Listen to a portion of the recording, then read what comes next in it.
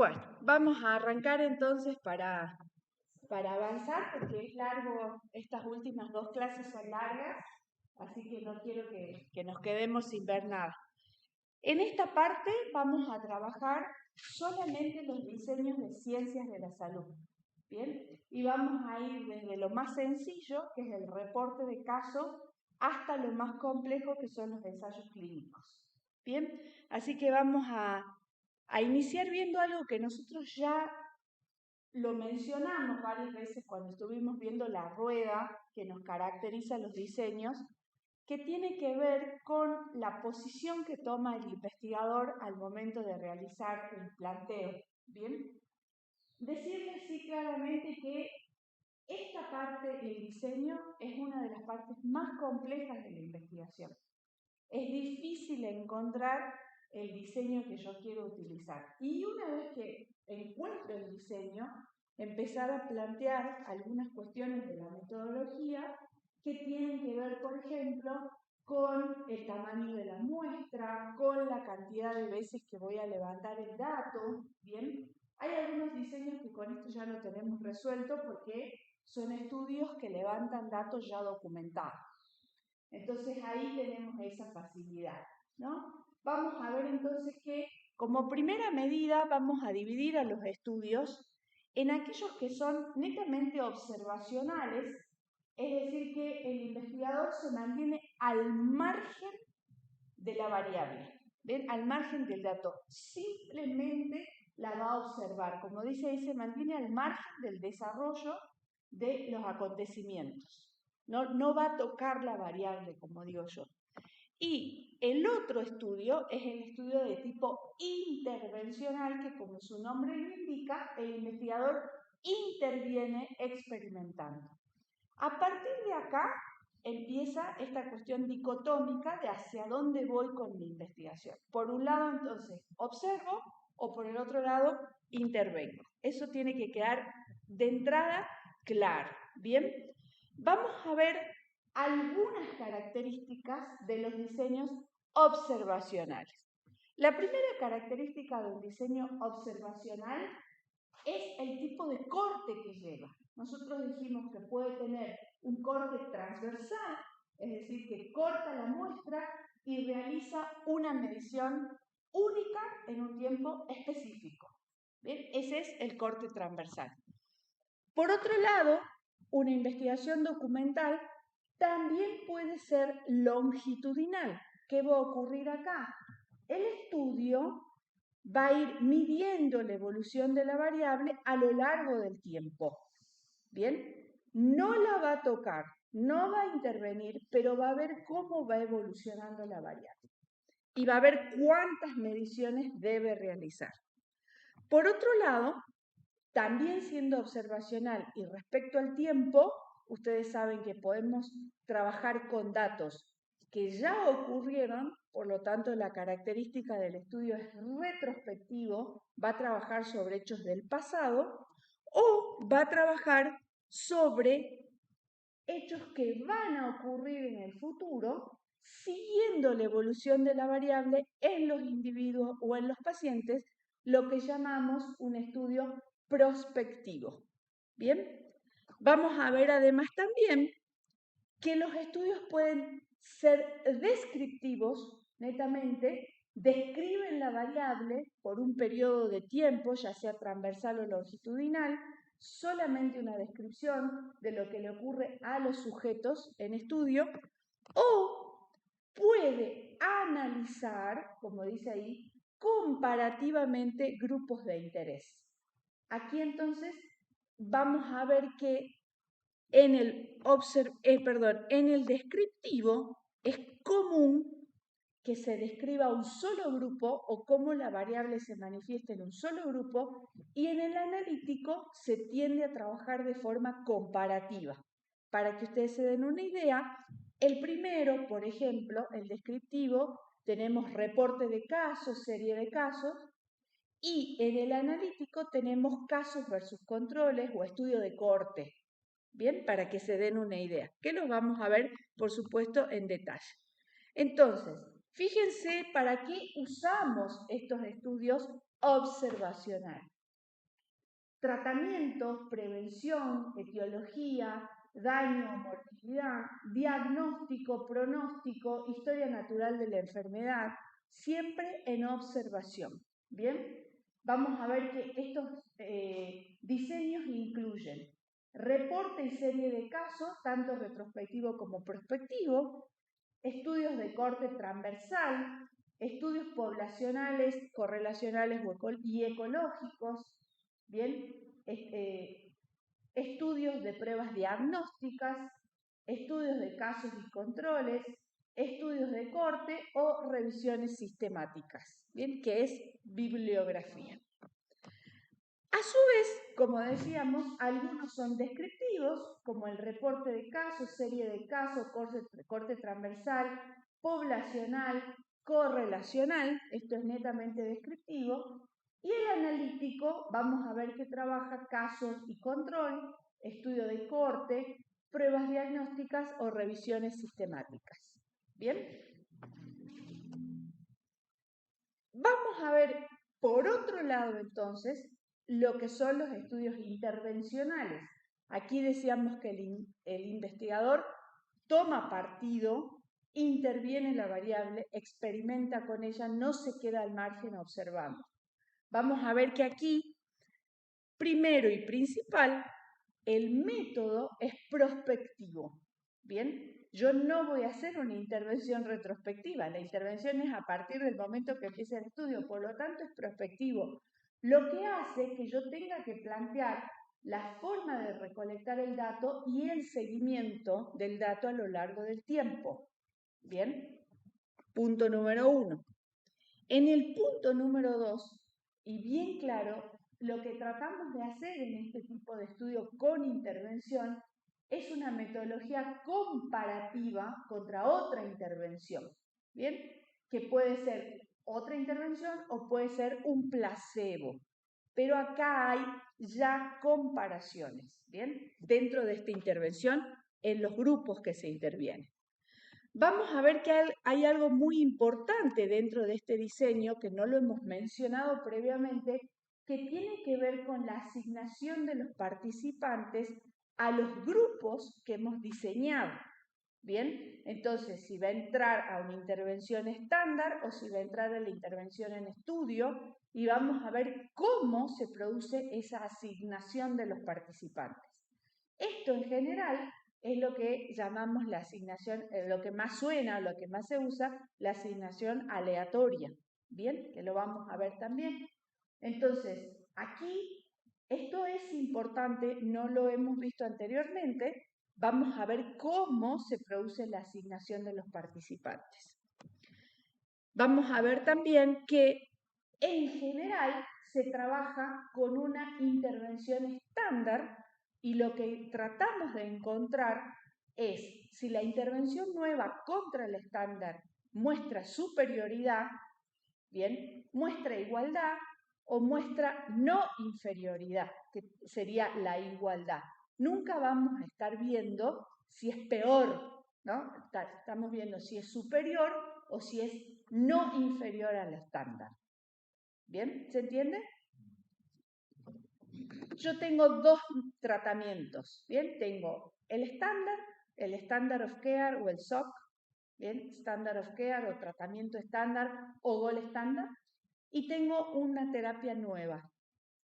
Cuando yo estoy haciendo este ensayo clínico, o es una terapéutica, un tratamiento, una cirugía, un nuevo hilo de sutura, como les comentaba, yo lo que tengo que probar es que esto nuevo es superior o es al menos no inferior que lo que ya existe. Bien, esto se llama no inferioridad, lo que no significa que sea igual. Por eso es que decimos, estos ensayos, que en general son los ensayos clínicos, nunca van a estar probando que lo nuevo sea peor que lo anterior, sino está probando la superioridad o al menos la no inferioridad. Lo dejamos de lado.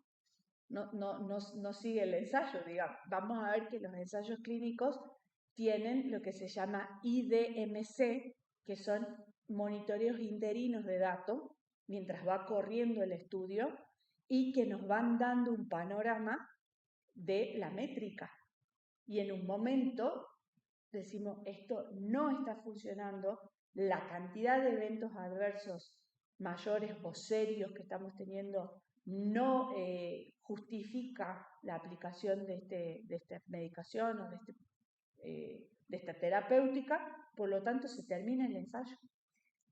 O los endpoints se adelantan, que son esos que nosotros decimos, bueno, yo espero un tiempo de sobrevida de tanto y ya me está marcando que esa sobrevida no está ocurriendo, entonces se termina el ensayo.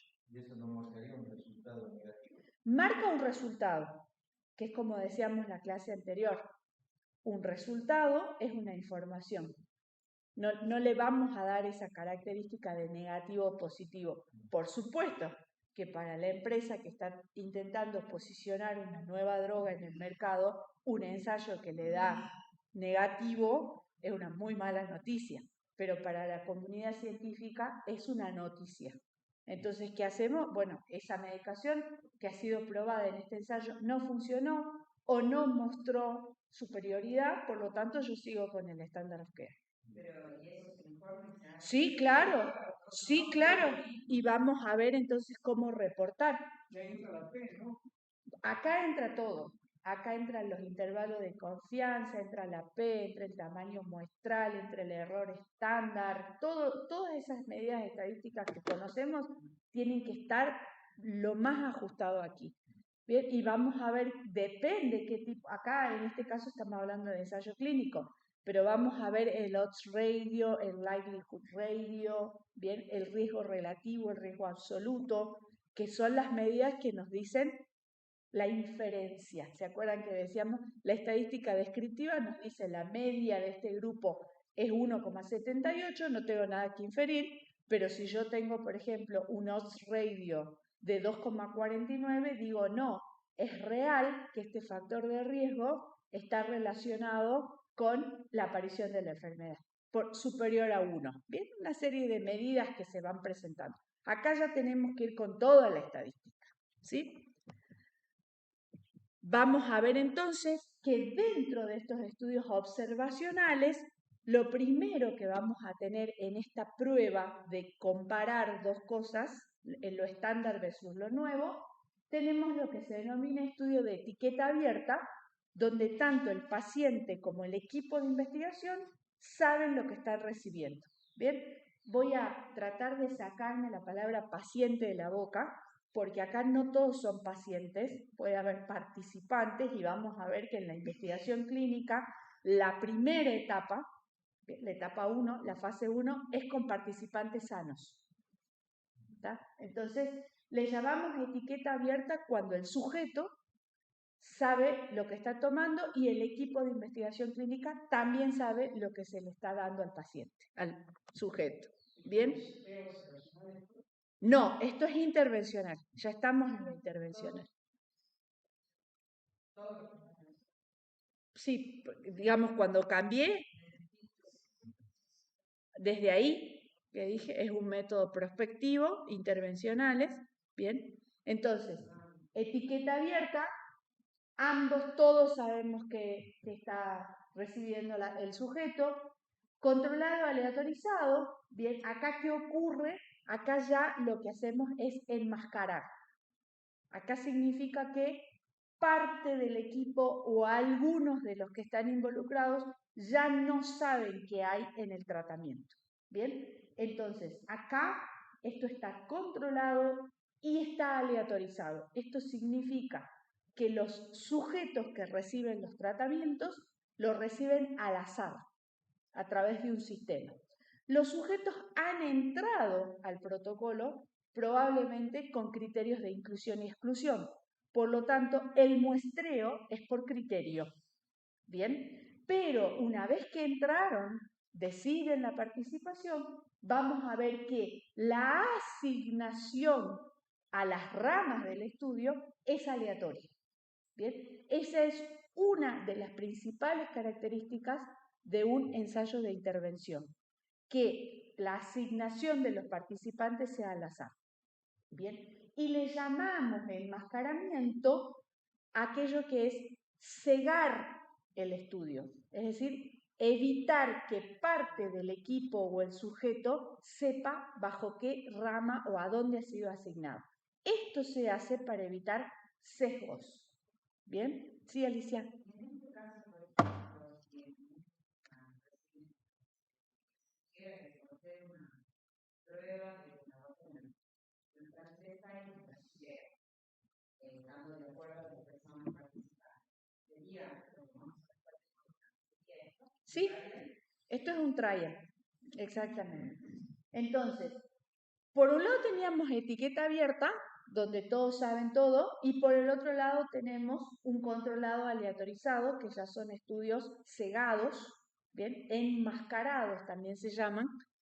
Y dentro de esto tenemos un ciego simple, que es donde el participante no está al tanto, mientras que el equipo de investigación sí.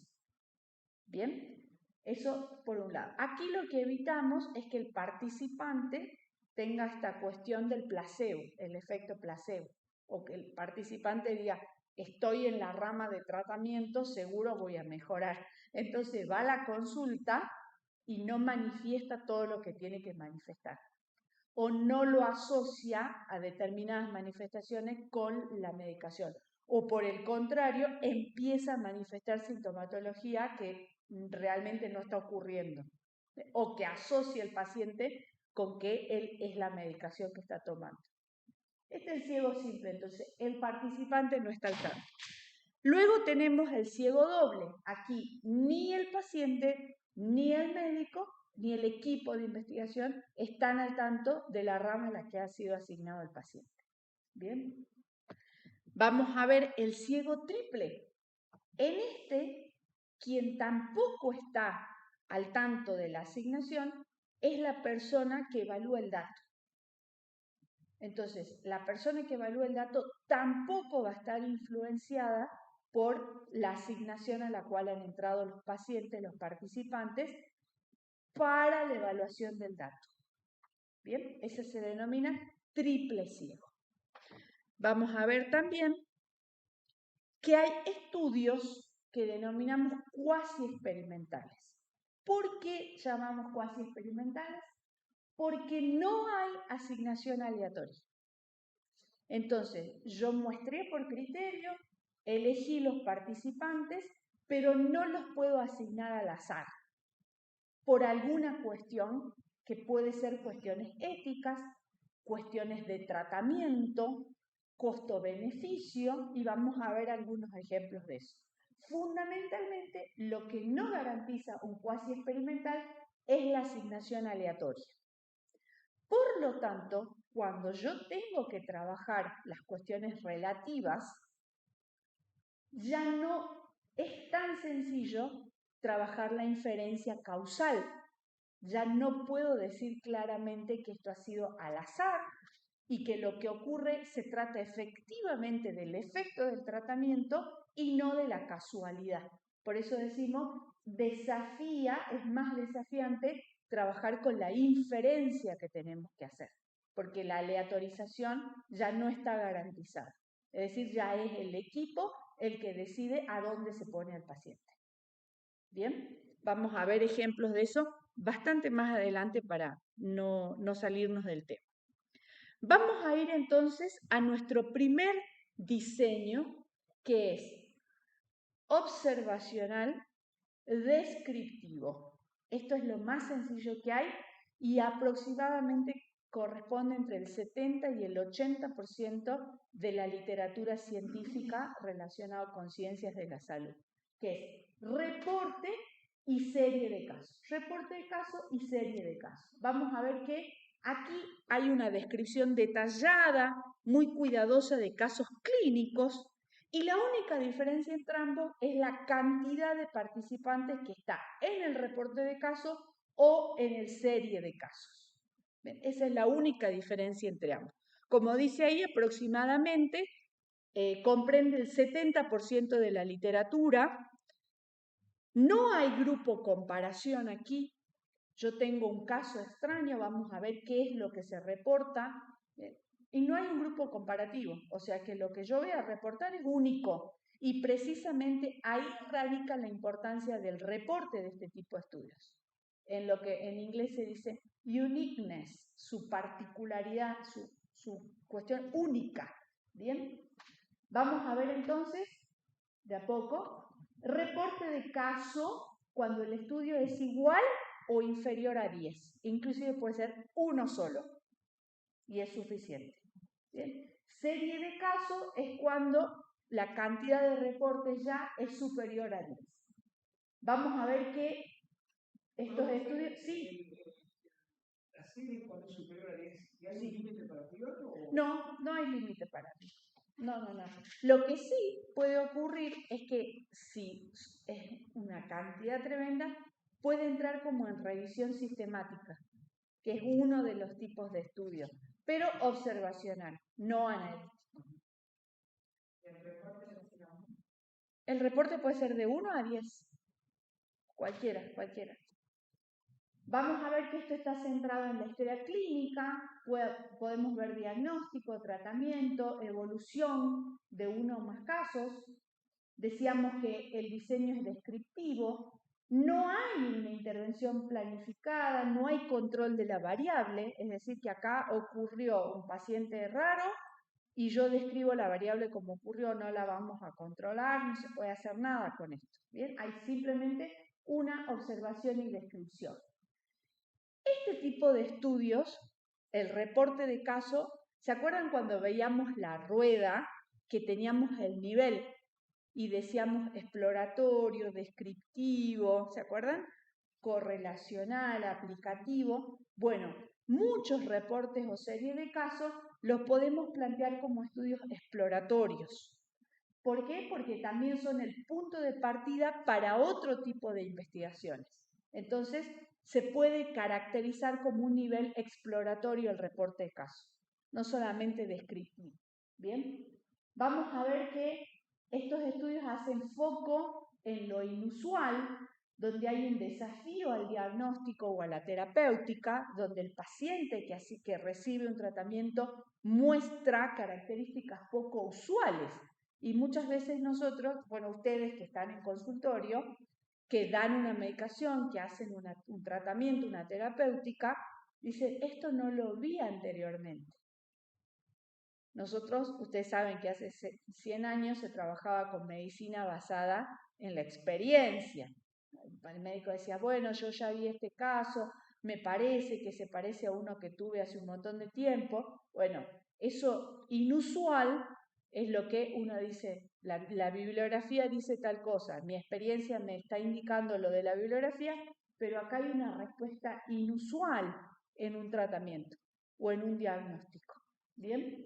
Vamos a ver que puedo hablar de un cuadro clínico que no ha sido descrito previamente, donde todos los análisis diagnósticos me indican que ese paciente tiene ese diagnóstico, pero el cuadro clínico no se ajusta a lo que la bibliografía está planteando respecto a ese diagnóstico. ¿Bien? Entonces, un cuadro clínico no descrito previamente, una enfermedad poco frecuente, también, eso es muy común en la literatura. Manifestaciones también poco usuales, una sintomatología, no precisamente a partir de un diagnóstico, una terapéutica, sino un síntoma que no lo hemos visto anteriormente. Una modificación terapéutica que ocurre cuando ya el paciente ha sido intervenido. Bien. Y vamos a ver que estos estudios son muy ilustrativos. Si ustedes ven la bibliografía, siempre están presentando imágenes. Van a ver que incluyen imágenes, resultados del laboratorio, radiografías, todo para ilustrar. Van a ver que están las endoscopías, van a ver TAC, van a ver resonancias, ecos, ¿no? Muy ilustrativos. Distinto que los otros tipos de estudios donde no hay ilustración. Acá sí se ilustra bastante, es algo muy común. Tiene limitaciones este tipo de estudios y fundamentalmente está relacionado a que acá no hay un grupo control. Por lo tanto, si yo hago una intervención terapéutica, farmacológica, y el paciente muestra una respuesta poco usual, no tengo con qué comparar. Ya lo comparo con la práctica diaria y lo que dice la literatura. Pero en el ejercicio de la investigación no estoy pudiendo controlar. ¿Bien? No hay control. También algo importante es que en general estos estudios son retrospectivos. ¿Bien? Esto ya ocurrió. En general, no es que yo digo, me quedo acá esperando a que aparezca un caso inusual de algo en particular y llega y a partir de acá lo reporto como caso. No, esto ocurrió. Entonces tiene una dependencia de lo retrospectivo. ¿Por qué? Porque ya hay datos que ya no puedo levantar. Que uno después de leer dice, podríamos haberle hecho tal cosa también. Sí, bueno, pero ya no la hicimos. Ya está, ya ocurrió. Entonces, hay una limitación que tiene que ver con lo retrospectivo. ¿Bien? Recuerden también que acá no se puede hacer ningún tipo de inferencia. Es un caso único o una serie de casos. No vamos a inferir. Esto no ha sido preparado para hacer una inferencia. Por lo tanto, no puedo generalizar el resultado precisamente por esta característica de caso único o esa palabra que no me sale la traducción perfecta, pero que es uniqueness, es como único en su clase. ¿Bien? ¿Sí? Evidentemente no se puede hacer hipótesis. No, tampoco. O sea, bueno, ¿qué podría ser uno? Lo plantea como un exploratorio y plantea una hipótesis para el siguiente estudio, a partir de la observación que hizo el reporte de caso. Acá no se puede. Acá tal vez uno pueda en la discusión plantear contra la literatura por qué puede haber ocurrido esta situación. Pero hipótesis previa no vamos a plantearnos. ¿Por qué? Porque no hay pregunta previa tampoco. Bien, ahí está la clave.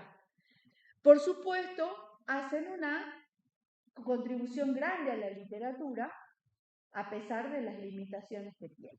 Bien, vamos a ver entonces que son valiosos, nos sirven para documentar experiencias únicas, no son adecuados para establecer relaciones causales o generalizaciones a la población debido fundamentalmente a la falta de un grupo control.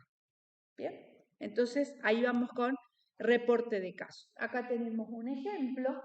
Hoy traje artículos, así que espero que nos alcance el tiempo y los leamos, los veamos cómo se informa. Van a ver siempre imágenes. Bien, acá hay una intervención laparoscópica para quiste hidatídico hepático. Dice que describe, es una técnica quirúrgica empleada y los resultados en términos de morbilidad, estancia hospitalaria y recurrencia. Fíjense que estos son indicadores hospitalarios. Bien, son interesantes. En 8 pacientes con hidatidosis hepática intervenidos por vía laparoscópica. Y acá, si ustedes ven el artículo, van a ver imágenes, van a ver algunos datos respecto a la estadística descriptiva de los pacientes, edad, sexo. Bien, van a ver entonces la morbilidad, estancia hospitalaria, recurrencia, también en tiempo. Todo esto se mide en tiempo, o sea que hay un par de variables cuantitativas que van a ver acá. Esto también tiene una característica bastante cualitativa, estos reportes. ¿Bien? ¿Por qué? Porque hay una descripción y las variables, por ejemplo, ustedes están viendo una intervención laparoscópica cuyas variables están relacionadas con indicadores hospitalarios, excepto la morbilidad, el resto que es vital. ¿Bien? Después, una serie de casos, por ejemplo, que es locaciones poco comunes de enfermedad hidatídica abdominal. Acá ya se trata de una serie de 43 pacientes donde hacen esta presentación. Una serie grande. ¿Bien? Entonces, recuerden que en ambos casos, la diferencia, o sea, en ambos casos se habla en ambos diseños de casos, la diferencia es la cantidad que muestra cada uno. Vamos a ver entonces a continuación lo que denominamos corte transversal. Bien, este también es observacional, también es descriptivo. Acá vamos a ver que la característica fundamental es que se realiza la medición en una sola ocasión. Estos estudios también se llaman estudios de prevalencia. Es lo más común hacer un corte transversal. ¿Bien? No hay periodo de seguimiento, no conocemos cómo evoluciona la variable, simplemente tomamos una foto y hacemos una descripción de esa foto. Vamos a ver qué es lo que hay acá. Vamos a ver qué se efectúa en un momento determinado de la evolución de la enfermedad. También vamos a ver que aquí vamos a llamar las cuestiones como eventos de interés, porque no es solamente ver enfermedad. Bien, vamos a ver también respuesta, vamos a ver una serie de cosas que se denominan eventos de interés, no siempre es enfermedad. Bien, vamos a ver aquí, por ejemplo, en un corte transversal, si ha habido una exposición, si esa exposición determina el desarrollo de una enfermedad o evento de interés. Pero no sé más que eso. Digamos, no puedo establecer relaciones causales ni de todo tipo.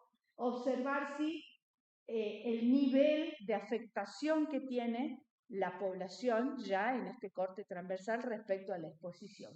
Bien, vamos a ver que aquí se estudia prevalencia, que se entiende como la proporción de los sujetos de una población determinada en un momento determinado que presentan la enfermedad o el evento de interés. Lo importante acá es dejar bien en claro que esto ocurre en una población determinada, en un momento determinado, una sola vez. Por lo tanto, esto puede cambiar en 15 días. Bien, entonces si yo voy a hacer la evolución de un brote, no puedo hacer un corte transversal. Bien, ¿qué se usa para corte transversal? Enfermedades crónicas, por ejemplo. Es lo que más se usa en la literatura. Hay de todo, bien, pero es lo que más se utiliza para la literatura. Vamos a ver entonces qué características tiene. Tiene un diseño observacional. Primero, acá no hay intervención de la población. Vamos a ver que tiene un punto único en el tiempo donde yo voy a tomar el dato. Ese punto es importante mencionarlo. ¿Por qué? Porque decíamos recién, depende de la evolución del evento de interés. Porque si yo hago un corte transversal, ustedes saben que determinadas patologías o determinadas noxas o determinadas cuestiones tienen tiempos de latencia, tiempos de manifestación, etc. Por lo tanto, depende del momento en el que yo haga el corte. Entonces, ustedes imagínense en el brote de coronavirus que tuvimos nosotros. ¿Podemos hacer un corte transversal?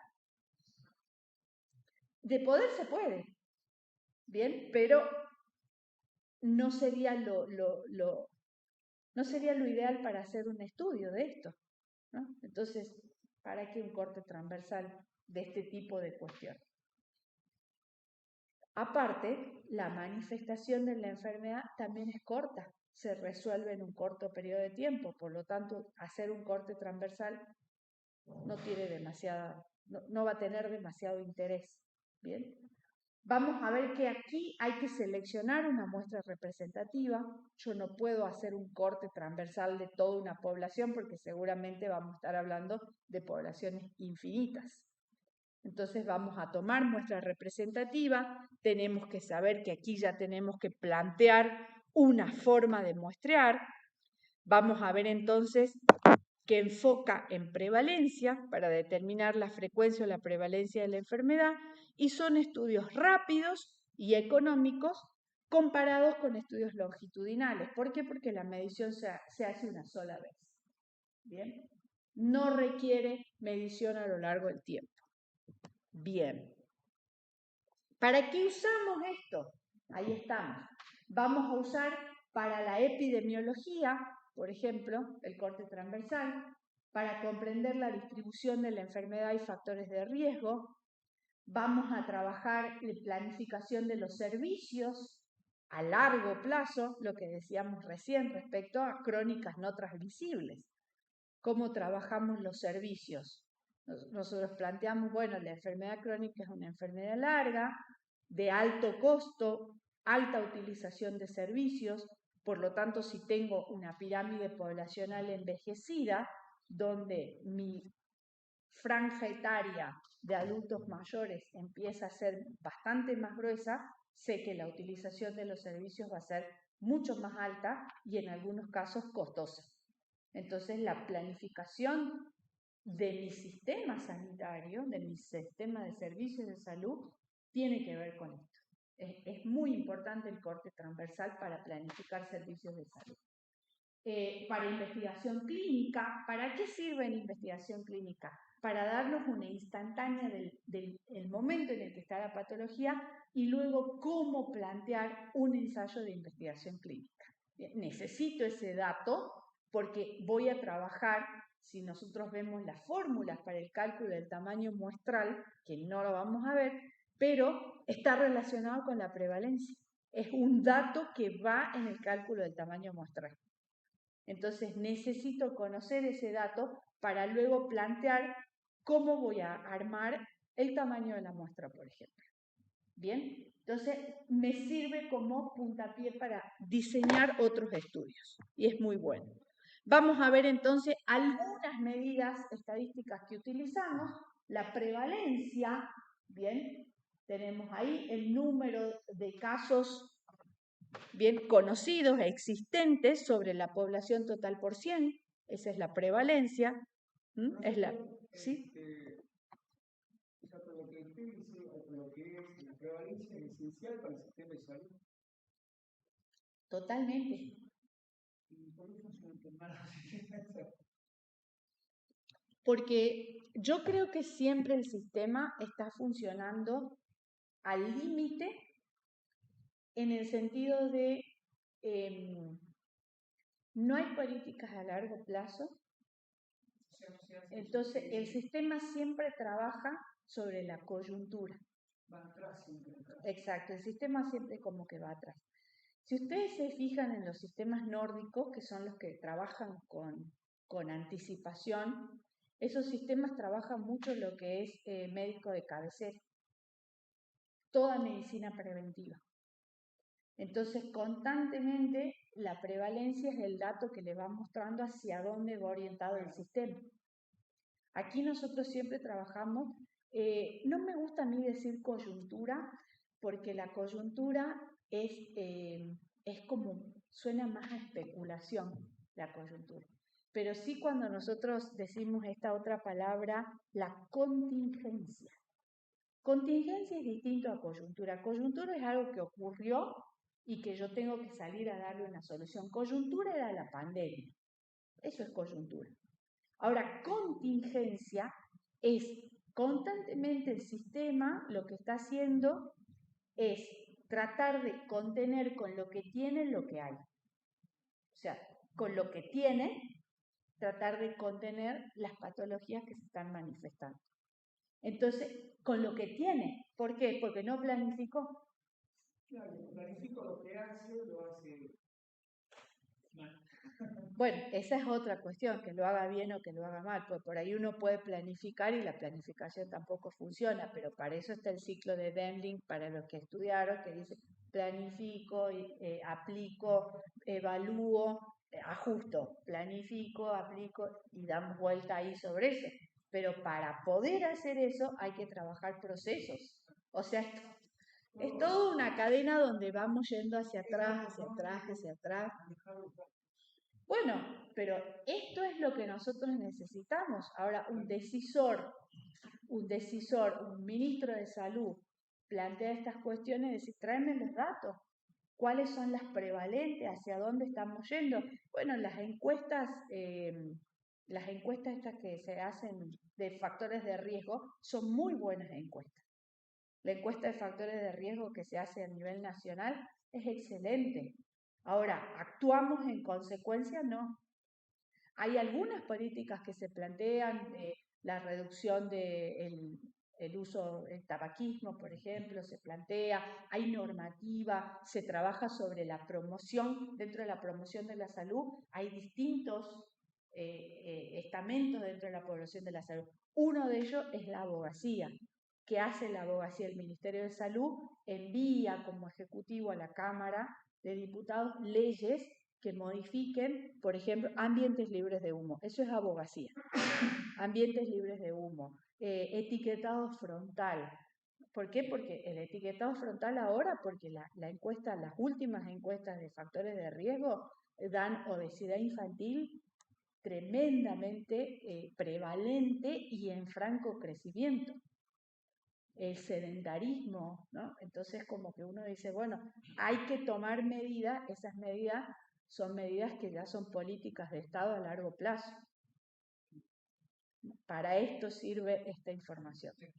No, bueno, les digo, los sistemas, cómo se tienen que preparar para la transición epidemiológica.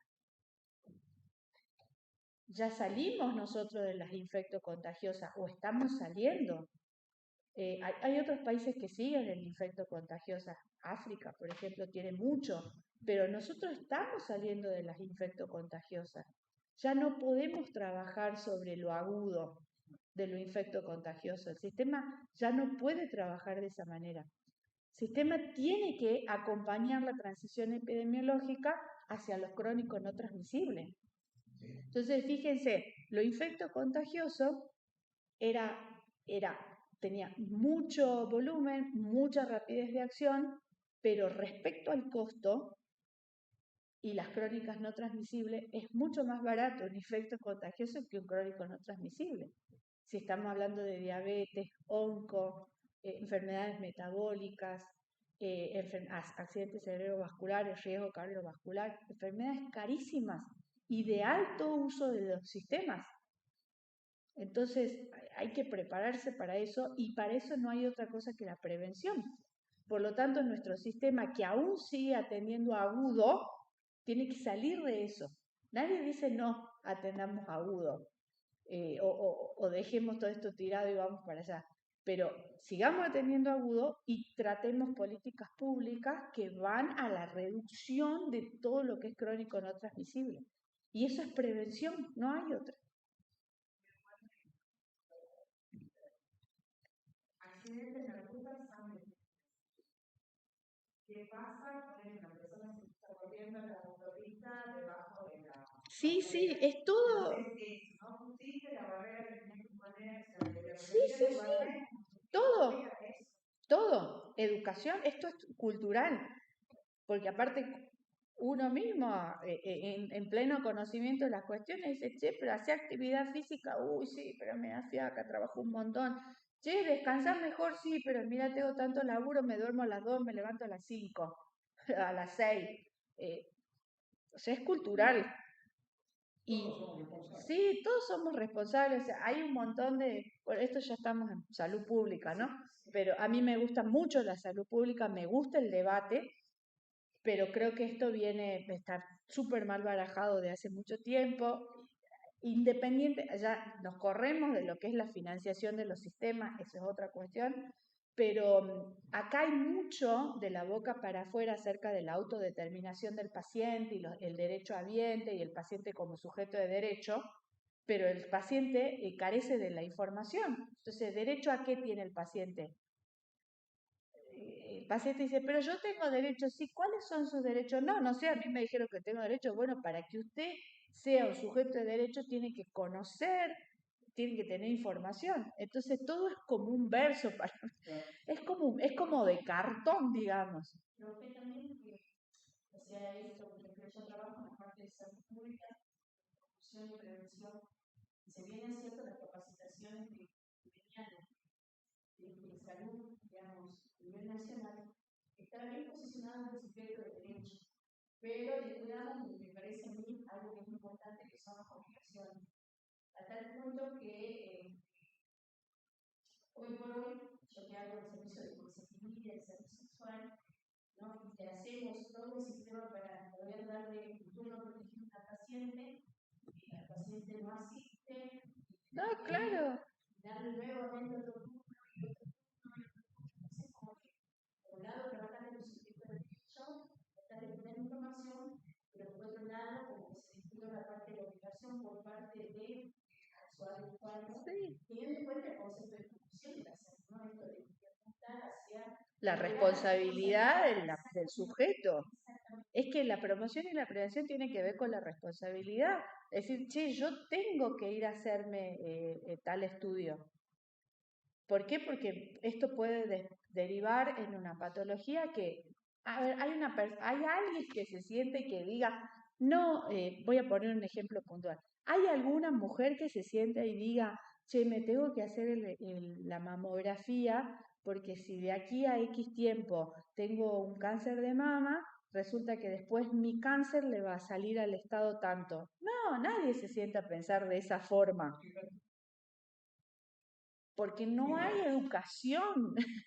No hay educación. El educador para la salud, digamos, está atendiendo otras cuestiones. Entonces, bueno, todo esto que estamos viendo aquí, uno dice, pero si la información está. Bueno, pero hay que trabajar esto, ¿no? Esto no ocurre de la noche a la mañana. Son años de años hablando de cosas que parecen Disney, digo yo, porque uno, esto que decía ella, el sujeto de derecho, el sujeto de derecho, el sujeto de derecho, pero la persona dice, pero yo tengo derechos, sí, ¿cuáles son sus obligaciones? ¿Derecho a qué tiene usted? ¿Qué es lo que quiere? ¿Cómo lo quiere? ¿De qué manera lo quiere?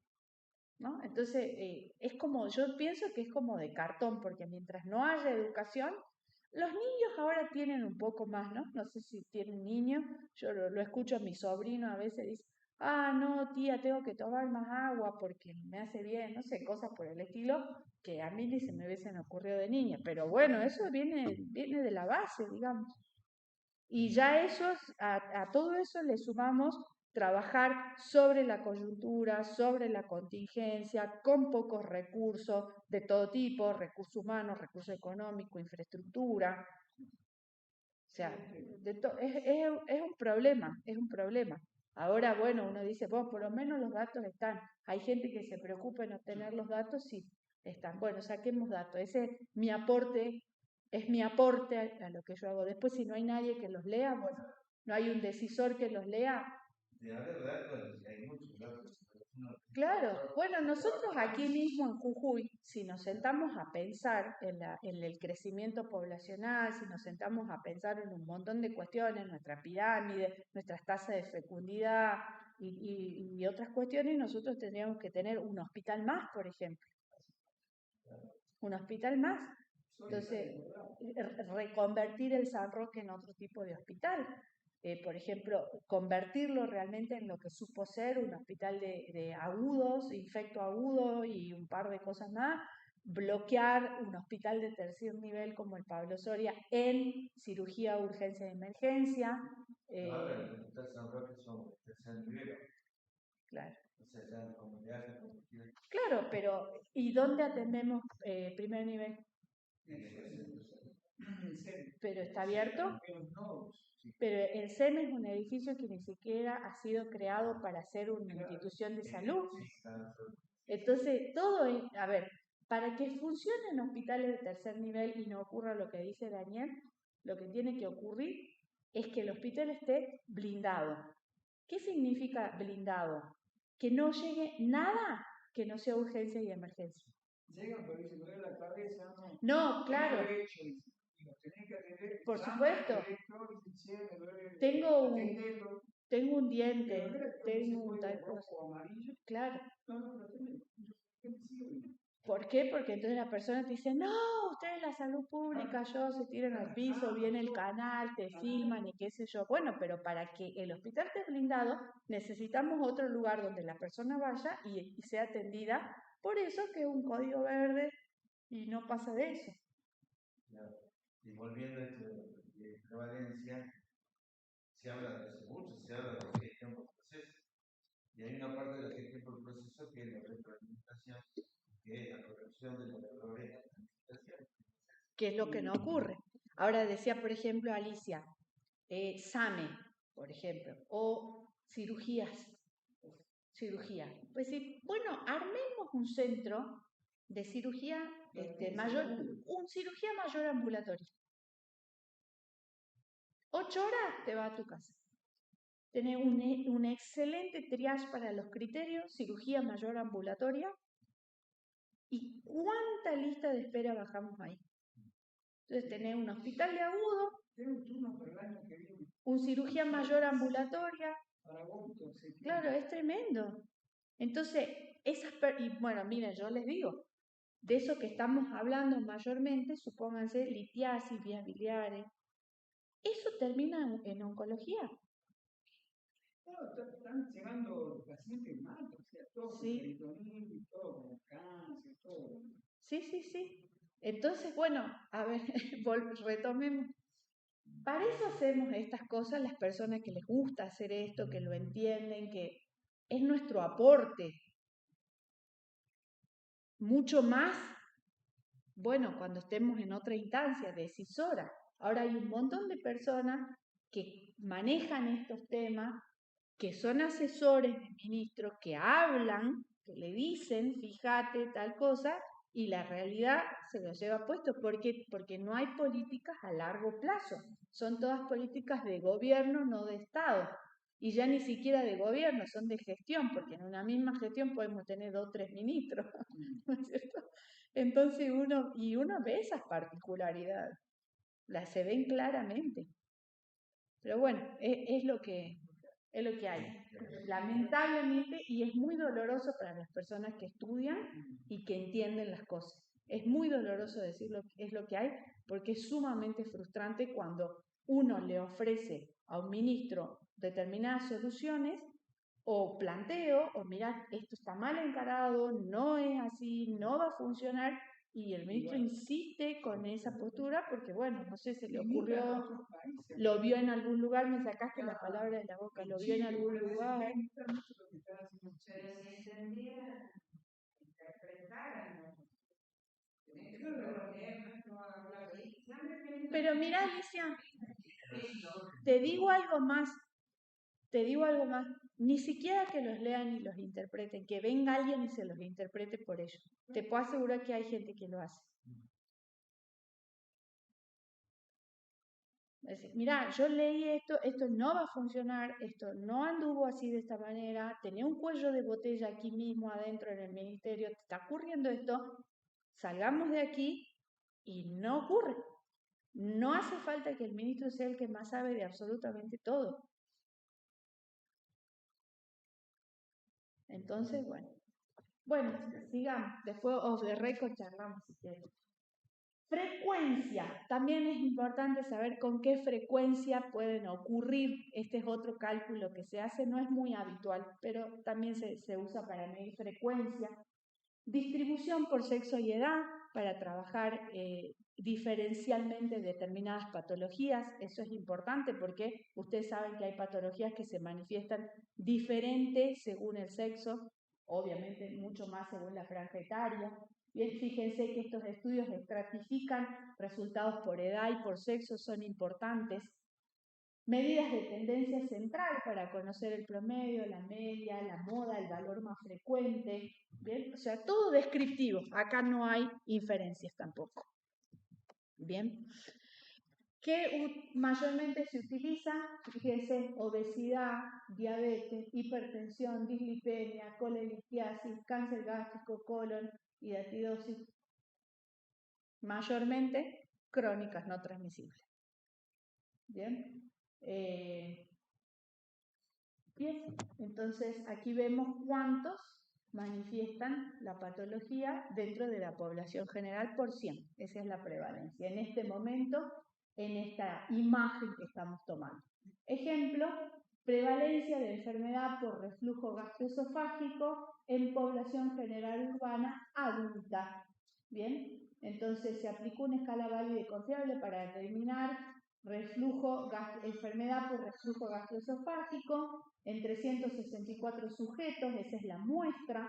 Bien, fíjense el periodo 2002-2003 a través de un muestreo por conglomerado, ¿se acuerdan?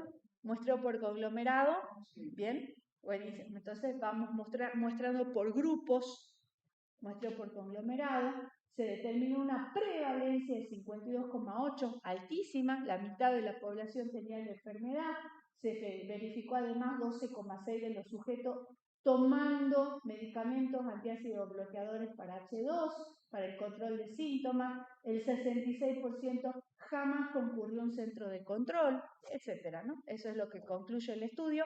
Fíjense, buena información, cuánta gente bajo medicamento, bien, cuántos, qué prevalencia, alta, por ejemplo, bien. Fíjense qué baja utilización de los servicios, 66% de las personas con la molestia no consultaron. Importante, interesante saberlo, ¿bien? Entonces, ahí eso es lo que denominamos corte transversal, ¿sí? Después tenemos algo que va un poco más allá, que ya son los estudios poblacionales, donde, a diferencia del corte transversal, vamos a trabajar 2 o más variables, ¿bien? Por lo tanto, aquí trabajando 2 o más variables desde la observación podemos hacer una cierta inferencia. ¿Bien? Dame un segundito.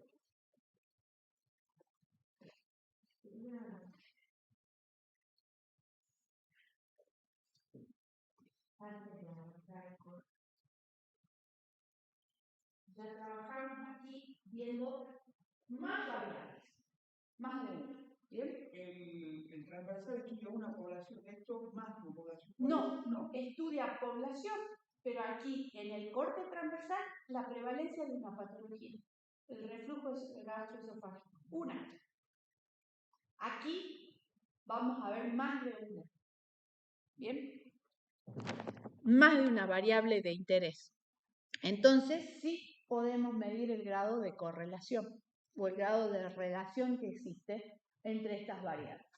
Vamos a ver que se centran en examinar la relación entre variables a nivel poblacional en lugar de a nivel individual. ¿Sí? Primeramente, entonces, más de una variable y a nivel poblacional. Estos ya son mediciones grandes. ¿Sí? Pueden abordar preguntas sobre la prevalencia, la distribución geográfica, tendencias temporales de la enfermedad, bien, condiciones de salud en grandes grupos de personas, utilizan datos poblacionales para comparar frecuencias de enfermedad o eventos de interés también entre diferentes grupos durante un mismo periodo de tiempo o en una misma población en diferentes periodos de tiempo. Y fundamentalmente su utilidad está en conocer el comportamiento de una variable conociendo cómo se comporta la otra. Acá ya empezamos a estudiar correlaciones, ¿bien? Pero acá, sin intervención, estamos observando, nada más. No intervengo la variable. ¿Bien? Vamos a ver entonces que se puede medir lo mismo que en el anterior, prevalencia a nivel poblacional, como dice, al igual que los estudios de corte transversal, se pueden medir a nivel poblacional, son estudios mucho más grandes. Vamos a ver factores de riesgo. ¿Por qué ya trabajamos acá factores de riesgo? Porque tengo la variable de interés y las variables independientes que yo quiero conocer si son factores de riesgo para desencadenar el evento de interés. ¿Bien? Relación, por ejemplo, entre el consumo del tabaco y la prevalencia de enfermedad pulmonar. Entonces ya tengo yo mi variable dependiente, enfermedad pulmonar, y consumo de tabaco como variable independiente. ¿Está? También nos permite medir tendencias temporales. Esto, por supuesto, no una tendencia temporal de un año, sino tendencias temporales de 10 años. Son tendencias largas, ¿sí? Como la encuesta de factores de riesgo, que es corte transversal. Ahí no. Pero bueno, ese estudio de encuesta también saca, si ustedes ven, asociaciones. Así que estudios geográficos también permiten examinar la variación geográfica de la prevalencia de enfermedades, planificar los servicios de salud, nos permite hacer estudios de mortalidad, tasas de mortalidad en diferentes poblaciones, bien, relacionar los patrones de mortalidad con factores de riesgo. Son muy interesantes estos estudios, bien. Aquí vemos, por ejemplo, mortalidad por suicidio en Chile, tendencia en los últimos años 1998-2011. Miren qué largo este estudio. Obviamente este es un estudio retrospectivo, observacional. Bien, no, esto no es prospectivo, esto ocurrió del año 2011 hacia atrás. Bien, dice, a través de este estudio poblacional, con datos provenientes de tal lugar, se realizó un levantamiento de la etiología y frecuencia por año, distribución geográfica, sexo y edad, se calculó la mortalidad por suicidio por 100.000 habitantes, se verificó la tasa promedio, que fue de 12,1 por 100.000 en un periodo de 2000 a 2011, las tasas mayores en hombres que en mujeres. Fíjense qué alto el riesgo relativo. Acá lo que estamos planteando es que ser hombre da un 5,1% mayor probabilidad de cometer suicidio que siendo mujer. A eso apuntamos con el riesgo relativo, ¿no? Entonces, esto es un buen dato, decíamos recién, observar la distribución de la patología según la edad, según el sexo. Y en las regiones del sur con mayor frecuencia que en el resto del país. Bueno, y ahí está el estudio para que ustedes lo puedan leer. Lo tengo aquí para que lo podamos analizar si quieren ver. Dentro de los estudios poblacionales también encontramos lo que se denominan estudios ecológicos, que suelen confundirse también con los poblacionales, con la diferencia que en el poblacional se analizan grupos, no individuos. Entonces, en la población se analizan todos los individuos, mientras que en los ecológicos se agrupan los individuos y se trabajan como grupos para hacer este tipo de mediciones y comparaciones. Por eso se llaman ecológicos, es como que están anidados a determinados grupos. ¿Bien? También intenta trabajar relaciones entre las variables a nivel de grupos más grandes. ¿Sí? Vamos a ver aquí, por ejemplo, que la unidad de análisis entonces son grupos, comunidades o países, se trabaja correlación a nivel poblacional, efecto ecológico de grupo.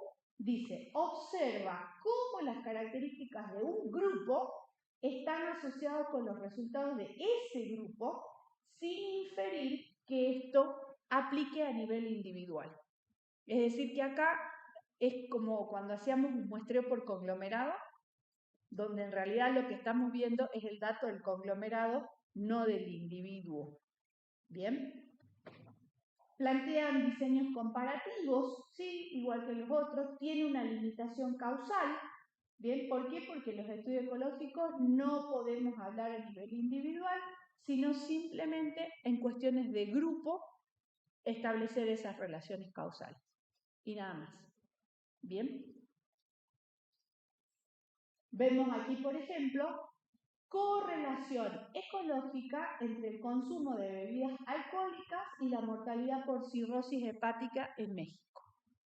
Bien, se efectuó un análisis de correlación ecológica entre el conjunto de variables que integran el patrón de consumo de bebidas alcohólicas investigadas en la Encuesta Nacional de Adicciones, ¿bien? Y la mortalidad por cirrosis. También un estudio retrospectivo, 93 al 71. En las 8 regiones en las que fue dividido el país. Acá no es la población entera de México, sino que se dividió como por clústeres, como para que tengan una idea. Este muestreo por conglomerado, bueno, esa idea es la que tiene el estudio ecológico. Entonces, la patología y sus correlaciones la medimos por regiones. ¿Es poblacional? Sí, pero lo que estamos buscando son las características que identifican a los distintos grupos o regiones. ¿Cómo las manifiestan? ¿Bien? Para determinar el nivel de correlación se utilizaron coeficientes de correlación, entonces ya estamos hablando de una estadística inferencial. ¿Bien? Solamente se encontró correlación significativa con la prevalencia de bebedores de bebidas destiladas, pulque y cerveza, de pulque y cerveza. Con esta última la correlación fue negativa, o sea que acá dice, no, la cerveza no es factor de riesgo suficiente para mortalidad y cirrosis hepática. Estadísticamente no se puede inferir eso. ¿Bien? Sí. aparentemente bebidas destiladas. Entonces, esa es la diferencia, por eso muchas veces los estudios ecológicos se toman como poblacionales. ¿Mm? Sí, bueno, porque es como nichos ecológicos. Exactamente, por lo que divide como conglomerado. Bien, vamos a ver qué estadística podemos sacar aquí. Ya decíamos, ojo, acá podemos sacar tasa de incidencia y prevalencia. Se pueden hacer estudios prospectivos. Bien, prevalencia, recuerden que es ese corte. La tasa de incidencia, la prevalencia. Incidencia, nuevos, o sea que podemos calcular ahí frecuencia también, nuevos eventos en la población. Prevalencia, el momento en ese corte. Bien, medidas de tendencia central, media geográfica, mediana geográfica, aquí ya los datos son por estos clústeres que estamos analizando, estadísticas de asociación y correlación, bien, coeficiente de correlación, razón de prevalencia entre los distintos grupos, la relación de la prevalencia entre los grupos, a eso llamamos razón de prevalencia. Estadísticas de mortalidad, miren, esperanza de vida, se puede medir en estos estudios poblacionales, ¿bien? Vamos a ver también dónde medimos. Análisis de regresión logística, estadísticas geoespaciales, los mapas de color. ¿Conocen los mapas de color? Sí, esos mapas donde se ve en rojo y alrededor se empieza a ver amarillo, verde. Eso, por ejemplo, uno puede estudiar los brotes, cómo se observan, mapas de color, se puede ver el brote. Análisis de clústeres, por eso es lo que decía recién, las regiones se toman como estos clústeres o agrupaciones. Comparación entre grupos, aquí sí, hola Marcelo, podemos hacer ya trabajando chi cuadrado la distribución de frecuencias observadas, análisis de la variancia, compara las medias entre distintos grupos, porque acá estamos trabajando en grupos, bien, análisis de tendencia temporal, vamos a ver cómo se manifiesta temporalmente hacia adelante y hacia atrás la patología. Entonces, nos muestra bastante lo que es este estudio, ¿no? Los estudios nos muestran mucha estadística. Así que no sé si quieren que hagamos un descanso. Sí, ¿no? Está como